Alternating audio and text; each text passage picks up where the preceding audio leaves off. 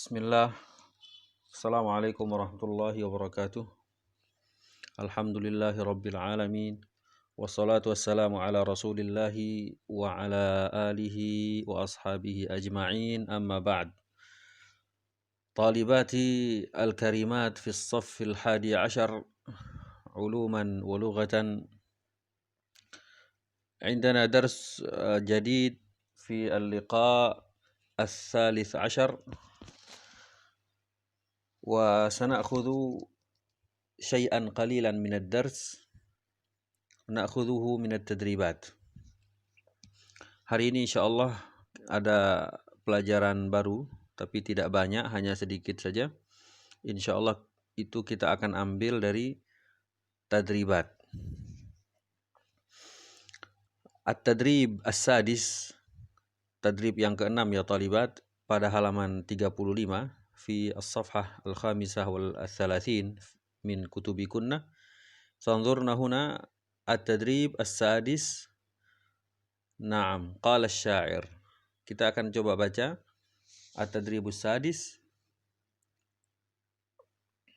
Ya, latihan yang ke-6. Ini kita akan ambil pelajaran dari sini. Naam. Tadrib ke-6 saja. Kalian lihat di sini ada 1 dan 2. Ini semestinya dijawab. Kalian jawab tapi tidak usah dijawab. Ustadz yang jawab dan jelaskan. Yang nomor 1. Qala syair, seorang penyair mengatakan, wa qabru harbin bimakanin qafri wa laysa qurba qabri harbin qabru. أكرر يا طالبات، اسمعنا جيدا، هل تفهمن هذا البيت من الشعر أو لا؟ قال الشاعر وقبر حرب بمكان قفري وليس قرب قبر حرب قبر. Coba kita lihat di bawahnya sekarang. يمثل هذا البيت عيبا من عيوب الفصاحة. يمثل mempresentasikan.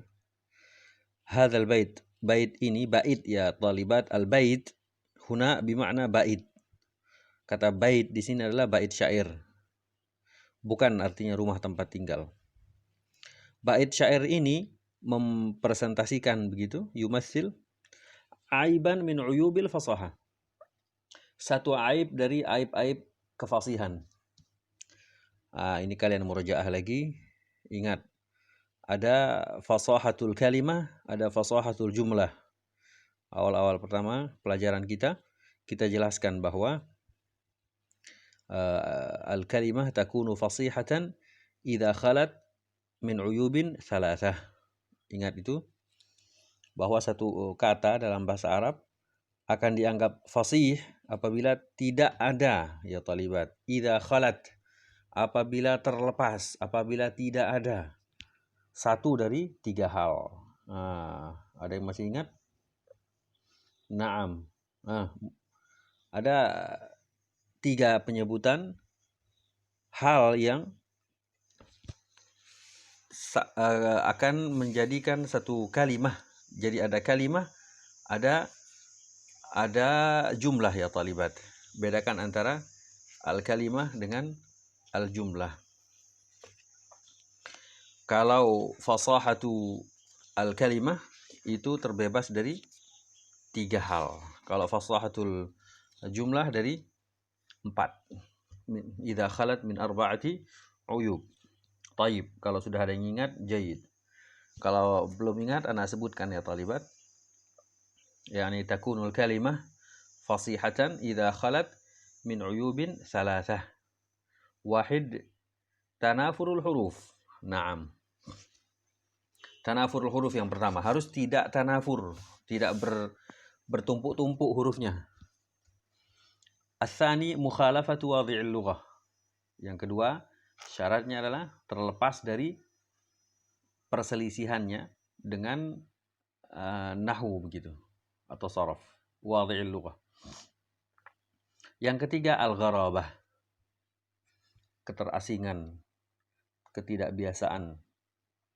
Itu 3 syarat kata menjadi fasihah. Kalau fasahatul jumlah, yani takunul jumlah fasihatan idza khalat min uyubin arba'ah.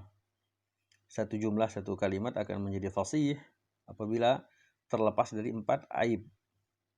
Yang pertama adalah dha'fut ta'lif. Ini yang Anda bacakan pelajaran yang sebelumnya ya talibat. Dha'fut ta'lif, kemudian yang kedua adalah tanafurul kalimat. Dan yang ketiga adalah at-ta'qid al-lafzi.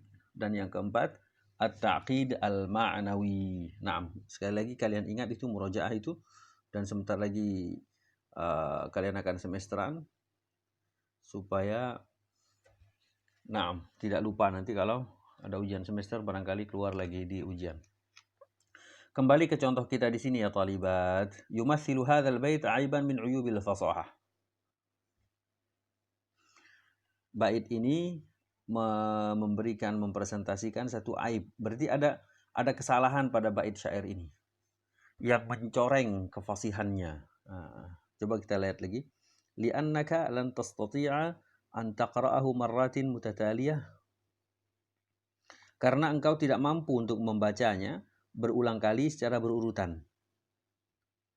Engkau tidak mampu membacanya berulang kali secara berurutan. Coba kita baca. Coba Ustaz akan baca 3 kali. Coba ya. Coba kalian dengarkan. Wa qabru harbin bimakanin qafri wa laysa qurba qabri harbin qabru. Wa qabru harbin bimakanin qafri wa laysa qurba qabri harbin qabru. Wa qabru harbin bimakanin qafri wa laysa qurba qabri harbin qabru. Kalian dengarkan sendiri.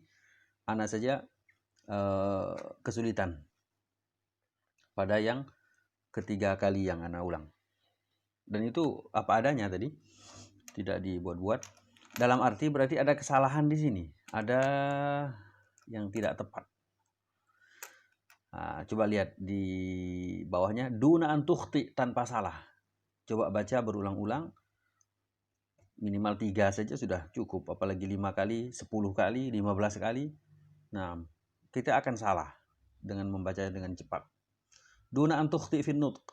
Tanpa salah dalam mengucapkan itu sulit, tidak bisa. Pertanyaannya, mal aib? Hadha huwa su'al. Apa aibnya? Apa yang salah di sini? Ingat tadi udah diulang apa saja al-uyub dalam al-kalimat. Nah, sekarang sebelum kita jawab, ini kalimat atau ini jumlah? Wa qabru harbin bimakanin qafri wa laysa qurba qabri harbin qabru. Hadhihi kalimah wa hadhihi jumlah. Naam, hadhihi jumlah ya talibat. Hadhihi jumlah berarti syurut fasahati al-jumlah apa? Jawabannya yang 4 tadi. Naam. Taib, adakah seseorang yang sudah mendapatkan jawaban? Mal aib. Apa aibnya di sini? Dari 4. Karena ini adalah jumlah berarti fasahatul jumlah permasalahannya. Wajadti? Apakah dha'fut ta'lif atau tanafurul kalimat atau at-ta'qid al-lafzi atau at-ta'qid al-ma'nawi? Wajadti? Ahsant. Al-jawab tanafurul kalimat. Tanafuru al-kalimat. Yang ada di sini berupa aib adalah kata-kata yang bertumpuk-tumpuk begitu. Tanafuru al-kalimat. Coba kita lihat mana tumpuk-tumpukan itu. Yani tumpuk-tumpukan maksudnya adalah berdekatan makhrajnya ya talibat. Makhrajnya berdekatan atau kata yang sama diulang. Coba kita lihat wa qabru harbin bimakanin qafri. Antara qabr dengan harb itu sudah mirip. Qabr harb. Kemudian laisa qurba di sini tanafur yang kelihatan jelas. Wa laisa qurba qabri harb qabru. Ini kalimat yang pertama kata qabr 2 kali. Kemudian kata qurb dekat dengan qabr. Dan juga dekat juga dengan harb. Karena ada ra, ada ba. Maka di sini ada tanafuru al-kalimat ya talibat. Yani walaysa qurba qabri harbin qabru. Hadhihi tanafur al-kalimat. Yani kata-kata yang berkumpul begitu. Bertumpuk-tumpuk. Idzan al-baitu laisa fasihan. Berarti bait syair ini tidak fasih karena ada satu aib, yaitu tanafuru al-kalimat. Taib, itu yang nomor satu. Dan mungkin ada yang ingin tahu arti daripada bait syair ini. Al-ma'na ya talibat. Seorang penyair mengatakan, wa qabru harbin bimakanin qafrin. Sebenarnya qafrin sebenarnya. Karena dia adalah na'at untuk makan, makanin qafrin. Tapi di sini ditulis qafri ya untuk ini aja, untuk menyesuaikan dengan apa istilahnya dalam syair ini, dengan ketukannya begitu. Ya, karena yang terakhir qabru yakni satu harokat, bukan apa namanya, bukan tanwin, maka qafri juga dijadikan tidak tanwin. Taib, kita ulangi lagi. Wa qabru harbin bimakanin qafri. Kuburannya harb di tempat yang kosong. Naam. Jadi harb di sini nama orang ya talibat. Kuburannya harb, yakni si harb itu di tempat bimakanin qafri, di tempat yang kosong. Qafr artinya adalah kosong. Kosong maksudnya itu hanya kuburannya dia sendiri, tidak ada kuburan di samping-sampingnya, tidak ada. Hanya dia yang dikuburkan di situ. Maka dijelaskan pada apa namanya bait penggalan bait yang kedua, coba lihat, walaisa qurba qabri harbin qabru. Tidak ada di dekat kuburannya si harb satu kuburan yang lain. Jadi dia hanya seorang diri. Naam. Jadi singkat cerita ya talibat, ini ada sebabnya, yakni seseorang namanya Harb tiba-tiba hilang, dicari-cari tidak ketemu. Maka mereka, ini orang-orang jahiliyah ini, maka mereka menggunakan tukang tukang ramal, tukang sihir dan seterusnya, ditanya, maka jin memberitahukan kepada mereka. Jin memberitahukan pada mereka bahwa kuburannya si Harb di suatu tempat ditunjukkan tempatnya. Ternyata tempatnya itu jauh, bukan tempat yang umum untuk menguburkan, dan tidak ada kuburan lain di sampingnya. Maka si penyair mengatakan ini sebenarnya informasi dari jin, bahwa harb di tempat yang tidak ada orang lain. Taib, kalimah tsaniyah, at-tadrib tsani raqam 2. Afwan, at-tadrib sadis raqam 2. Kalimatul bu'aq. Kata al-bu'aq. Al-bu'aq. Sekarang ini kalimah ya talibat. Yang tadi berarti jumlah. Sekarang kalimah. Kalimat al-bu'aq wa ta'ni as-sahab. Kata bu'aq artinya adalah as-sahab. Ma makna as-sahab? As-sahab bermakna awan yang di atas. As-sahab. Kata bu'aq artinya sahab. Yuhtaju fi ma'rifatiha ila ruju' ila al-ma'ajim. Dibutuhkan untuk mengetahui maknanya, untuk kembali ke kamus. Yani as'alukunna ya talibat. Coba anda tanya kepada kalian, ngertikah kalian kata bu'aq? Pernahkah mendengar sebelumnya? Insyaallah ya talibat, jawabannya belum. Taib. Kenapa belum? Karena kata bu'aq ini sangat jarang dipakai. Tapi ada artinya dan dia bahasa Arab. Artinya adalah as-sahab. Kalau as-sahab itu banyak dipakai. Misalnya seseorang mengatakan ra'aitu as-sahaba kathiran fis sama, misalnya. Aku melihat awan banyak di langit. Jarang orang mengatakan ra'aitul bu'aq fis sama. Aku melihat awan, jarang. Butuh kita buka kamus, ma'ajim artinya kamus. Butuh buka kamus, ma makna al-bu'aq. Fahiya laysat fasihah. Maka kata al-bu'aq adalah tidak fasih. Al-kalimah ya talibat. Hadhil kalimah laysat fasihah. As-su'al mal aib? Apa aib yang ada? Ini sekali lagi pertanyaannya tentang apa?